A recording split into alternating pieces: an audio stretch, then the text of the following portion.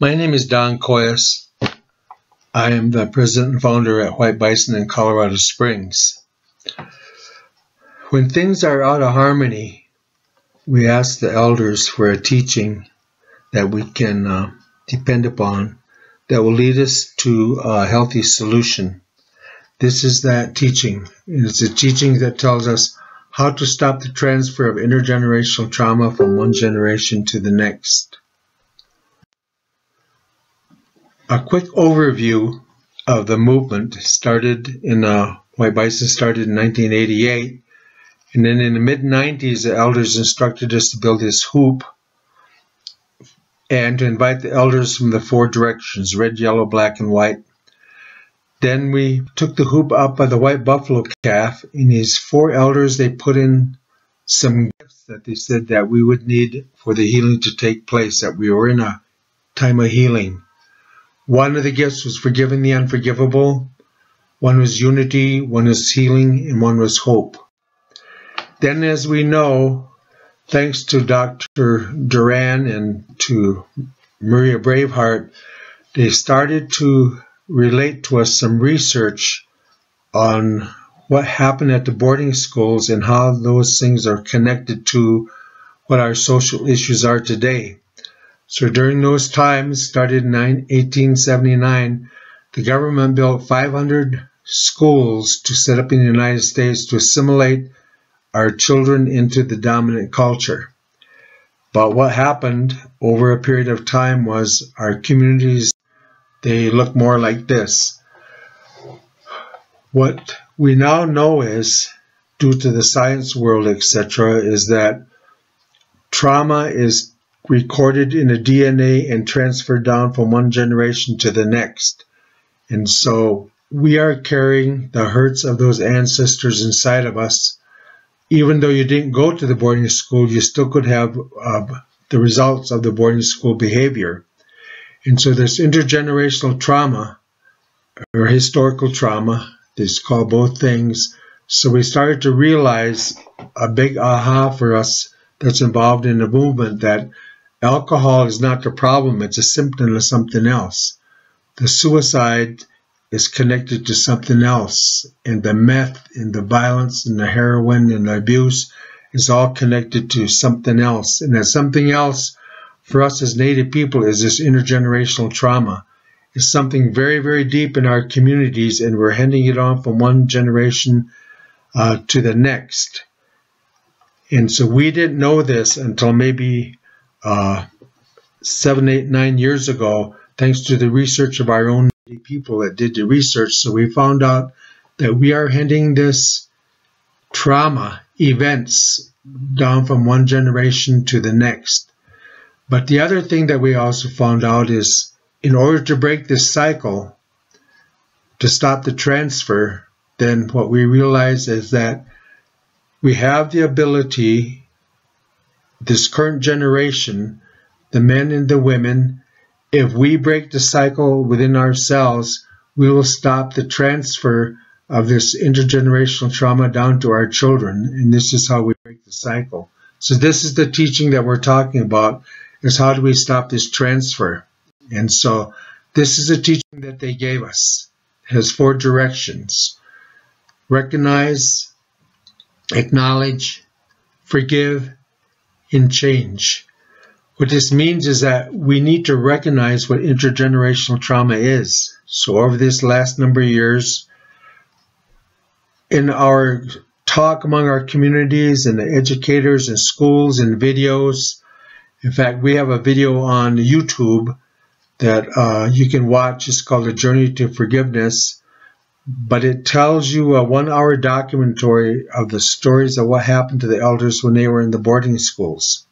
So it's to recognize what this trauma is. It's important in our awareness to realize this is what the trauma is. It's about the sexual abuse, it's about the beatings, it's about the violence and other things that happened that we can trace it back, you see, to the boarding schools. The second thing is the acknowledgement.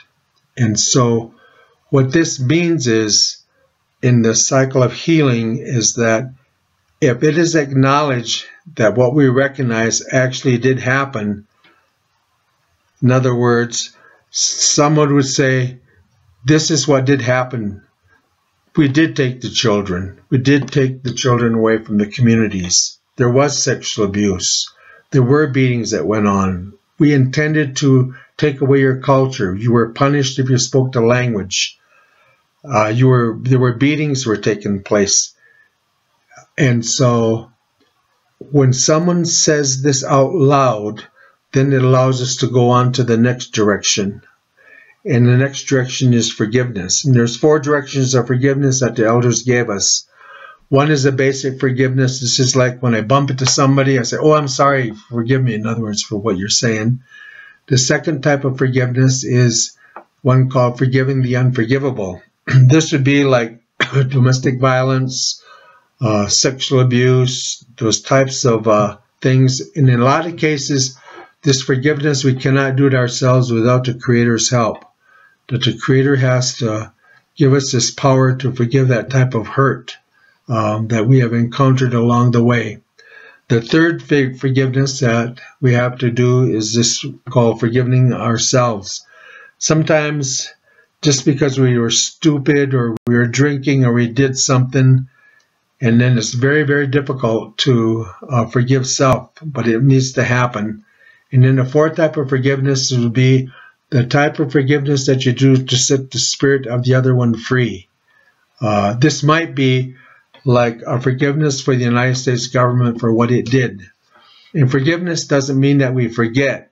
Forgiveness means that we let go. When we are carrying around the hurts and the resentments and those things inside of ourselves, then that's like giving our power away. So forgiving allows us to make this thing free, but most important, it's a forgiveness that stops the transfer from one generation, you see, to the next. And then we're allowed to change. Whether that change is coming back to the culture, whether it's whatever a person's goal is to teach the children, but to recognize there's a process that they gave us.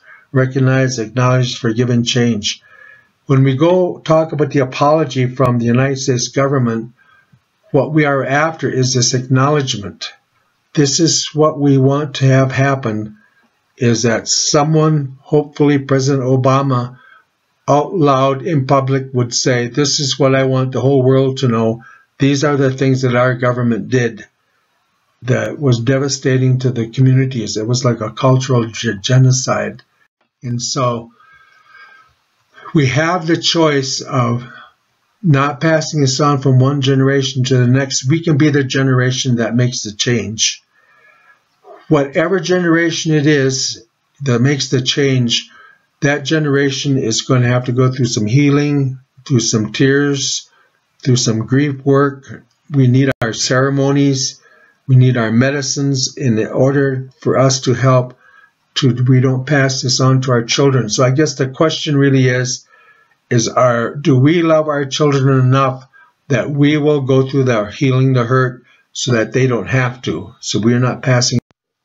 So we have many social issues in our communities, from mental health with our children. We have child abuse, suicides, FAS, fetal alcohol syndrome, the violence, HIV, prescription drugs.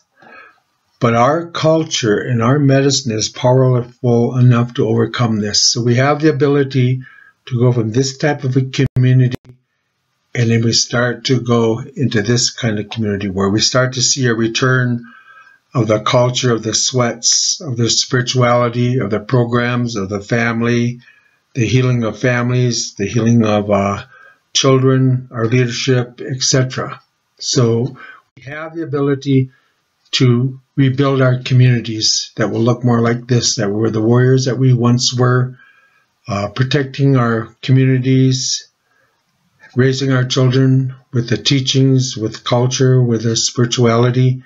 And so what we're asking is, we need a part from the United States government, and that part would be to acknowledge, get this acknowledgement from them that these things that we've talked about, they did happen. So below is the petition we ask you to sign.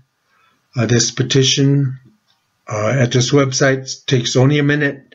They just ask for your name, for your email address, then it will send you an email, and then you need to acknowledge the email that you got it, and that will help us get the signature. So we ask you to please help us get this acknowledgement so that the healing can continue.